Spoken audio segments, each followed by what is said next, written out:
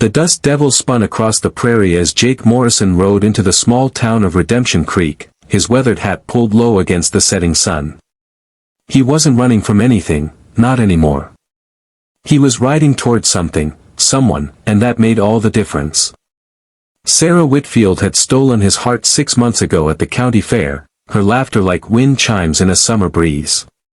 Now he was coming to ask for her hand, carrying nothing but his horse, his integrity, and a small velvet box that had cost him 3 months' wages. What Jake didn't know was that the Whitfield family had a tradition unlike any he'd encountered in all his wandering years. As he hitched his horse outside the modest white farmhouse, 3 women emerged onto the porch. He recognized Sarah's older sisters, Margaret, stern and watchful as a hawk, Catherine, whose kind eyes seemed to read souls, and young Emma, barely 18, with a mischievous smile that promised trouble. Sarah appeared last, her face a mixture of hope and apprehension that made Jake's heart clench. "Mr. Morrison," Margaret said, her voice carrying the authority of the eldest. "We understand you've come to speak with our father about Sarah." "Yes, ma'am," Jake replied, removing his hat. "I love your sister with everything I am. I aim to spend my life making her happy." "Noble words," Catherine observed gently. "But our family holds to a sacred law, passed down from our grandmother, who was half Cherokee. Before any man may marry the youngest sister, he must first satisfy the older sisters." Jake felt the blood drain from his face. The stories he'd heard in saloons suddenly crashed through his mind, tales of frontier families with strange customs, tests that no decent man should have to endure. His hand instinctively moved toward his horse's reins. "I can see what you're thinking," Emma said with a laugh. "And you should be ashamed, Cowboy. Our sacred law isn't what your dirty mind imagines." Margaret stepped forward, her expression softening slightly. "Our grandmother believed that a man worthy of marrying into our family must prove he understands what truly satisfies a woman's heart, not her body, but her soul. You must satisfy us by meeting our deepest needs, the ones we've carried silently for years." Jake looked at Sarah, who nodded encouragingly. "They never asked this of any suitor before you, Jake. But our father insisted. He says if you're the man I believe you are, you'll understand what to do." "I don't have much money," Jake admitted, his voice rough with emotion. "I've got $80 saved, my horse, and my saddle. But I'll give everything I have if it means proving myself worthy of Sarah." Catherine's eyes glistened. "It's not about money, Mr. Morrison. It's about seeing us, really seeing us. Each of us has a burden, a dream deferred, a piece of our heart that's been neglected while we've cared for this family and this farm. Our grandmother's law says that a man who would take the youngest sister must first demonstrate that he's the kind of man who notices the silent sacrifices of women, who values their dreams as much as his own." Margaret crossed her arms, though her posture had softened. "I'll go first. Mr. Morrison, I'm 34 years old. I've run this farm since our mother died 12 years ago. I've kept the books, mended the fences, nursed the sick cattle, and raised my younger sisters. I never complain because it's what needed doing. But there's one thing I've wanted, one dream I've carried in my heart like a pressed flower. I want to learn to read properly. Not just signs and simple words, but real reading. Books. Poetry. Our mother used to read to us before she passed, and I can barely remember the sound of stories anymore. I taught myself enough to manage the farm accounts, but I want more. I want to read the books on our mother's shelf and understand why she loved them." Jake stood silent for a moment, the weight of her confession settling over him like a gentle rain. Then he spoke, his voice thick with understanding. "Ma'am, I'm not a learned man myself, but I spent 2 years working for a schoolteacher in Kansas City before I came west. He paid me in lessons as much as wages. I'd be honored to teach you everything he taught me. Every evening after my work is done, if you'll have me, we'll sit together and I'll help you unlock every word in every book your mother cherished." Margaret's stern facade crumbled. A single tear traced down her weathered cheek. "You do that? Even though I'm not the sister you're courting?" Ma'am, if I'm to be part of this family, then your dreams matter to me as much as Sarah's. A family isn't just the two people standing at the altar, it's all the hearts beating under one roof, all the hopes shared around one table. Catherine stepped forward next, wringing her hands. My turn, I suppose. Mr. Morrison, I'm 32. I've spent the last decade nursing sick folks in this county, sitting with dying elders, delivering babies, setting broken bones. I've held the hands of people taking their last breath and caught infants taking their first. I love the work, but there's a pain I carry that nobody sees. 5 years ago, I lost a patient, a little boy named Thomas, just 7 years old. He had pneumonia, and I tried everything, but he slipped away in the night. His mother never blamed me, but I've blamed myself every day since. I dream about him, about what I might have done differently. What would satisfy my heart is not your money or your strength, Mr. Morrison. It's your forgiveness, spoken aloud, for all the times I'll fail despite trying my best. Because if Sarah marries you, you'll rely on me when sickness comes, and I need to know you understand that I'm human, that I'll do everything I can, but sometimes everything isn't enough. Jake removed his hat entirely, holding it over his heart. Miss Catherine, I don't have the right to forgive what doesn't need forgiving. You're not God, ma'am, you can't hold back death with just your 2 hands and your good heart. But I'll tell you what I can offer. I promise that I'll never blame you for the limits of mortality. I promise that when you've done all you can, I'll tell you it was enough. And I promise that when you wake from those dreams about young Thomas, if you need someone to sit with you until the sun comes up, I'll be there. You don't need forgiveness, Miss Catherine. You need someone to witness your grief and tell you that you're still good, still worthy, still enough. I'll be that person. Catherine covered her face with her hands, her shoulders shaking with sobs she'd held back for 5 long years.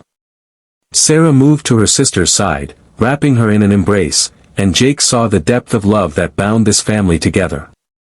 Finally, young Emma stepped forward, her earlier mischief replaced by a vulnerability that made her seem even younger than her 18 years. I guess I'm last, Cowboy. I'm the surprise sister, born when Mama was 43, 10 years after Sarah. Everyone calls me the miracle baby, the blessing, the joy. But here's what nobody knows, I'm terrified. Terrified of becoming like Margaret, strong and capable but lonely. Terrified of becoming like Catherine, carrying grief like stones in her pockets. Even terrified of becoming like Sarah, so full of love that she'd give her heart to a wandering cowboy and risk it being broken. What would satisfy me, Mr. Morrison, is your honest answer to this question. How do I live bravely when I'm this afraid? How do I become a woman who takes risks when every risk I've seen my sisters take has cost them something? Jake knelt down on one knee, not in proposal but in solidarity, bringing himself to eye level with this young woman who'd voiced a fear he himself had carried for years. Miss Emma, I've been afraid too. Afraid of settling down, afraid of being trapped, afraid of loving someone so much that losing them would break me beyond repair. You want to know how to live bravely? Here's the secret, you don't wait until you're not afraid anymore. You live bravely by doing the thing that terrifies you while your hands are still shaking. Your sisters aren't cautionary tales, they're proof that taking risks is how you become fully alive. Margaret risked everything to keep this family together. Catherine risks her heart every time she tries to save someone. And Sarah? She's risking her heart on me, a cowboy who's spent more years running than staying. That's not weakness, Miss Emma. That's courage. The way you live bravely is you wake up tomorrow and you do one small thing that scares you. Then you do it again the next day. And pretty soon, you realize that fear is just the price of admission to a meaningful life. Emma's eyes widened, and something shifted in her young face, a glimpse of the woman she would become. You really believe that? I'm standing here, aren't I? Facing this test. Every fiber of my being wanted to ride away when I heard about your sacred law, because I was afraid I'd fail, afraid I wasn't enough. But I stayed because Sarah is worth the fear. And now I'm grateful I did, because I got The wedding took place 6 weeks later under a canopy of late autumn leaves that blazed gold and crimson against the endless prairie sky. But this story isn't really about the wedding, it's about everything that happened after Jake Morrison satisfied the sisters and became part of the Whitfield constellation. True to his word, Jake spent every evening after supper teaching Margaret to read. They started with simple primers, the same ones children used in the schoolhouse, and Margaret attacked each lesson with the fierce determination she applied to everything in her life. At first, she was embarrassed, stumbling over words that her youngest sister Emma could read effortlessly. But Jake never showed impatience or condescension. He remembered his own struggles learning to read, the shame he'd felt as a nearly grown man sounding out syllables beside children half his age. "The letters don't care how old you are," he told her gently one evening when frustration had brought her close to tears. "They're just waiting for you to unlock them, and once you do, they'll give you everything they've got." 3 months into their lessons, Margaret read her first complete book, a slim volume of Walt Whitman's poetry that had belonged to her mother. When she finished the last line, she closed the book reverently and looked at Jake with wonder in her eyes. "I understand now," she whispered. "I understand why Mama used to smile when she read, even when times were hard. These words, they're like windows into other souls. I've been so alone, Jake, running this farm, making all the decisions. But reading this, I realize I'm connected to everyone who ever felt what this poet felt. I'm not alone anymore." Jake watched as Margaret's transformation rippled outward through the entire family. As her confidence grew, she began reading aloud after supper, passages from novels, newspaper articles, even the agricultural reports that helped her run the farm more efficiently. The family's evening routine shifted from silent exhaustion to animated discussions about the wider world. Margaret had found her voice, and in finding it, she'd given the whole family a new way to connect. But it was Catherine whose satisfaction created the most unexpected impact on the community. Jake kept his promise about being present for her grief, and one night, about 2 months after the wedding, she woke from another nightmare about young Thomas. She found Jake sitting on the porch, unable to sleep himself, and together they watched the stars wheel across the sky. "Tell me about him," Jake said softly. "Tell me about Thomas." Catherine had never spoken about the boy to anyone, afraid that giving voice to her grief would make it more real, more permanent. But something about Jake's quiet presence, his lack of judgment, unlocked the words. She told him everything, about Thomas's gap-toothed smile, his love of horses, the way he'd fought so hard to breathe at the end. She cried, and Jake simply sat beside her, bearing witness to her pain. "You loved him," Jake observed when she'd finished. "That's what made losing him so hard. But Catherine, that love you gave him, it mattered. Maybe he died, but he didn't die alone or unloved. And that's not nothing." Something broke open in Catherine's chest, not painfully, but like ice breaking up on a river in spring, allowing the water to flow again. "I've been so afraid of failing again that I've been holding back," she realized aloud. "I've been treating patients with skill but without fully opening my heart, because I couldn't bear another loss. But that's not fair to them or to me." The next day, Catherine rode into town and did something unprecedented. She knocked on the door of Thomas's mother, Mrs. Fletcher, who answered with surprise and warmth. "Miss Whitfield. Is someone ill?" "No, ma'am," Catherine said, her voice trembling. "I came to talk about Thomas, if you're willing. I need to tell you that I'm sorry I couldn't save him, and that I've carried him in my heart every day since he passed." Mrs. Fletcher's eyes filled with tears, but she smiled. "Oh, my dear. I never blamed you, not for one moment. You sat with us for 3 days and nights, barely sleeping. You held his hand when I was too exhausted to keep my eyes open. You gave us more than medicine, you gave us your presence. Come in, please. Let me show you something." Inside the modest home, Mrs. Fletcher led Catherine to a small shelf where a journal sat. Thomas kept a diary the last year of his life. "Would you like to hear what he wrote about you?" With shaking hands, Mrs. Fletcher opened to a page and read, "Miss Catherine came again today. She brought me peppermint sticks and told me stories about her sisters. She has kind eyes. Mama says Miss Catherine is an angel. I think Mama is right. Catherine wept, but this time her tears washed away years of accumulated guilt. Thank you, she whispered. Thank you for showing me this. The conversation with Mrs. Fletcher became a turning point not just for Catherine but for the entire community. Word spread that Miss Whitfield had openly discussed her grief, her perceived failure, and her humanity. Other healers in the county, doctors, midwives, nurses, began reaching out to Catherine, sharing their own stories of loss and limitation. Catherine started organizing monthly gatherings where medical practitioners could support each other, share knowledge, and process the emotional toll of their work. The impact was profound. Suicide rates among doctors in the county, which had been alarmingly high, began to decrease. The quality of care improved as practitioners felt less isolated and more supported. Catherine had transformed her private pain into communal healing, and it had all started because one cowboy had promised to witness her grief without judgment. Young Emma's transformation was perhaps the most beautiful to witness. Jake's words about courage had planted a seed, but it was his daily example that helped it grow.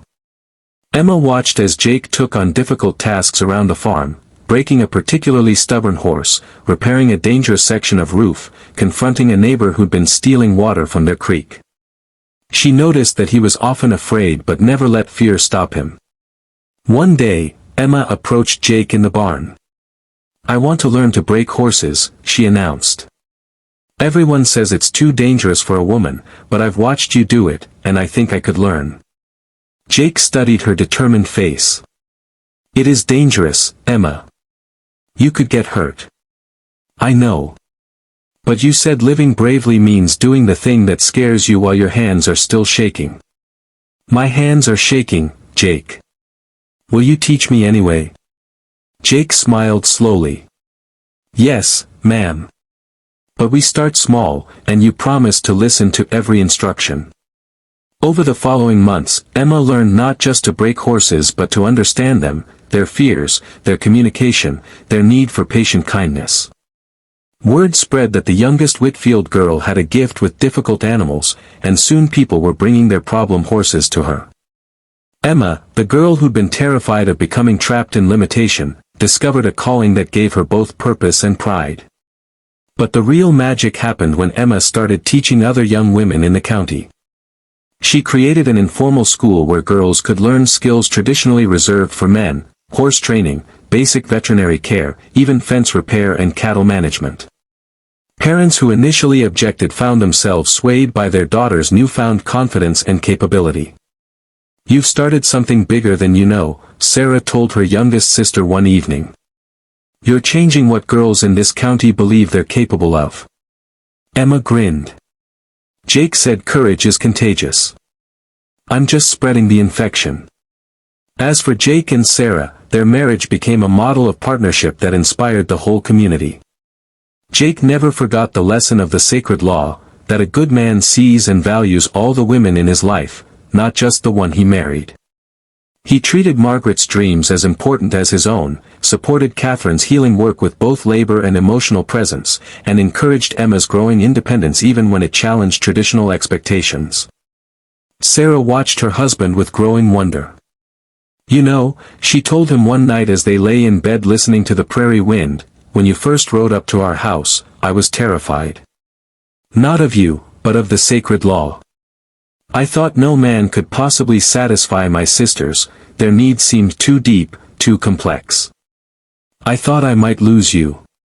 Jake pulled her closer. That law was the greatest gift your grandmother could have given. It taught me that love isn't just about the person who makes your heart race. It's about having enough heart for everyone who matters to them. Your sisters made me a better man, Sarah. They taught me to see beyond my own wants. The ripples continued to spread. Margaret's reading group became a community institution, with a dozen women gathering weekly to discuss books and ideas. Catherine's support network for healers expanded to include 3 counties. Emma's writing school graduated its 50th student, including several girls who went on to work as professional